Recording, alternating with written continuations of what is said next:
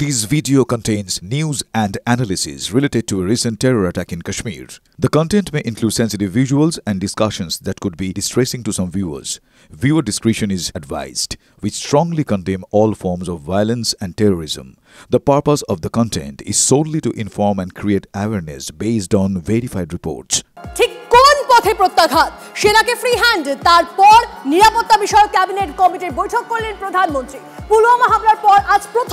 প্রথমবার হলো সিসিপি এর বৈঠকও পেহেলগাঁও হত্যাকাণ্ডের পর দ্বিতীয়বার বৈঠকে বসেছিল সিসিএস 20 মিনিট ধরে চলে প্রধানমন্ত্রীর নেতৃত্বে সিসিএস বৈঠক শায়ন্ত আমাদের প্রতিনিধি আমাদের সঙ্গে রয়েছেন শায়ন্তের সঙ্গে সরাসরি কথা বলবো শায়ন্ত গুরুত্বপূর্ণ একের পর এক বৈঠক কি ইঙ্গিত পাচ্ছি আমরা একদমই দেখো প্রথমে চিফ অফ ডিফেন্স স্টাফ তারপর প্রতিরক্ষা মন্ত্রীর সঙ্গে প্রধানমন্ত্রীর বৈঠক এরপর ক্যাবিনেটের এই বৈঠক ক্যাবিনেটের যারা প্রতিরক্ষা সংক্রান্ত সদস্য রয়েছেন তাদের সঙ্গে বৈঠক স্বাভাবিকভাবে অত্যন্ত গুরুত্বপূর্ণ এই বৈঠক কারণ গতকালই আমরা দেখেছি 3 বাহিনীর প্রধানকেই পূর্ণ স্বাধীনতা দেওয়া হয়েছে পাকিস্তানের উপরে প্রত্যাঘাত আনার ব্যাপারে এবারও কিন্তু এই বৈঠকেই মূলত একটা বিষয় প্রধানমন্ত্রী পরিষ্কার করে দিলেন যে সেনাবাহিনী যে কাজটি করবে যে পদক্ষেপ করবে তাকেই প্রধানমন্ত্রী স্বাগত জানাচ্ছেন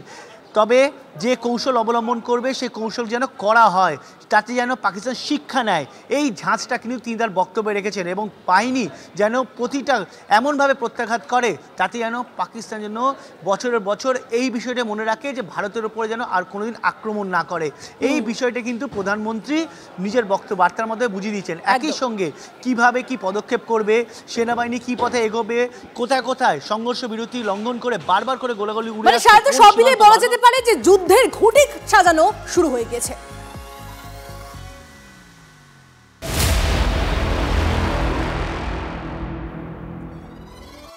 পাকিস্তান তারা তো যুদ্ধের ভয় কাঁপছে প্রত্যাঘাতের আশঙ্কায় পাক অধিকৃত কাশ্মীরে অস্ত্র মজুত করছে পাক সেনা আমাদের কাছে খবর আসছে পাক সেনার সব প্রস্তুতির পর্দা ফাঁস মোতায়েন করা হয়েছে ব্যালিস্টিক মিসাইল চীনের তৈরি MBRL বা মাল্টি ব্যারেল রকেট লঞ্চার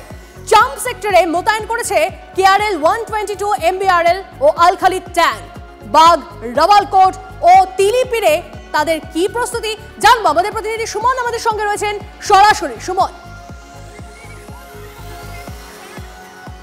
একেবারে দেখো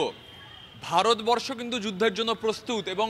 আমাদের সেনাবাহিনী তারা কিন্তু যৌথ মহড়া চালিয়ে যাচ্ছে আকাশে রাফেল উঠছে এই অবস্থায় পাকিস্তান কিন্তু ভয়ে কাঁটা হয়ে গেছে এবং পাকিস্তান পাক অধিকৃত যে কাশ্মীর রয়েছে সেখানে চীনের তৈরি MBRL যে রকেট লঞ্চার সেটাকে নিয়ে এসছে তার সঙ্গে সঙ্গে তাদের 6ষ্ঠ এবং 7ম আর্ম ডিভিশনের কয়েকজন সৈনিককে বিভিন্ন জায়গায় দেখা গিয়েছে রাওয়ালকোট ইত্যাদি জায়গায় এবং তাদের গতিবিধি তা কিন্তু ইন্ডিয়ান ইন্টেলিজেন্স একেবারে পর্দাফাশ করে দিয়েছে তার সঙ্গে সঙ্গে তাদের বায়ুসেনাও একটা মহড়া শুরু করেছে একটা গাল ভরা নাম দিয়ে তবে পাকিস্তান তারা কিন্তু জুবুথুবু হয়ে আছে তার কারণ ভারত যদি প্রত্যাঘাত করে তাহলে সেই প্রত্যাঘাত পাকিস্তান অনেক দিন মনে রাখবে এবং তার জন্যই তারাও তাদের মতন করে সামগ্রিক কিছু চেষ্টা করছে তাদের সেনাবাহিনীকে অ্যাক্টিভ করছে তবে এটা হচ্ছে মূল কথা ভারতের ভয়ে এই মুহূর্তে পাকিস্তান কাঁটা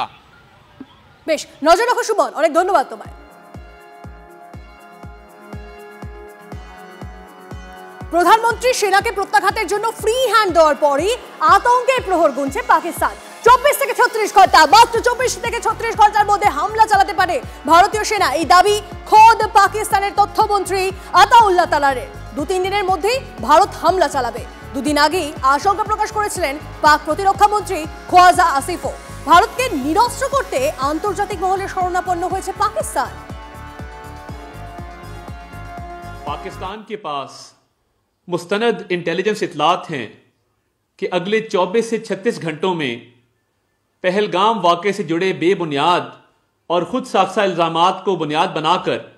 भारत पाकिस्तान के खिलाफ फौजी कार्रवाई करने का इरादा रखता है बैनुल-अक़वामी बरादरी को ये समझने की ज़रूरत है कि जंग से होने वाले तबाहकुन नताइज की जिम्मेदारी सिर्फ और सिर्फ भारत पर आयद होगी पाकिस्तानी कौम अपनी खुद मुख्तारी और इलाकाई सालमियत का हर कीमत पर दिफा करेगी